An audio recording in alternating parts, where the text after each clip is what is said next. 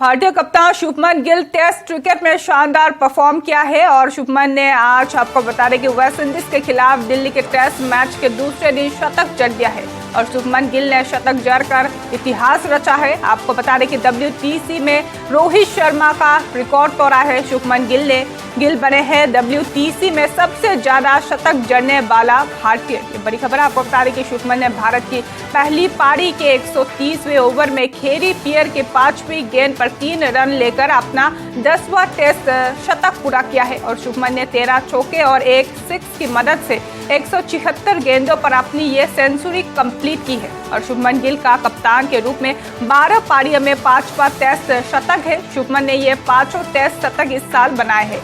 एक calendar year में बतौर कप्तान 5 टेस्ट शतक जड़ने वाले वो दूसरे भारतीय हैं। शुभमन से पहले विराट कोहली ही ऐसा कर पाए थे।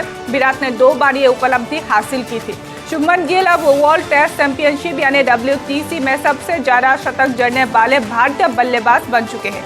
शुभमन ने रोहित शर्मा को पछाड़ दिया है जिन्होंने WTC में 9 शतक जड़े थे। शुभमन गिल ने WTC में अब तक 71 पारियों में से 43 की औसत में 2826 रन बनाए हैं जिसमें 10 शतक शामिल रहे। शुभमन WTC में सबसे ज्यादा रन बनाने वाले भारतीय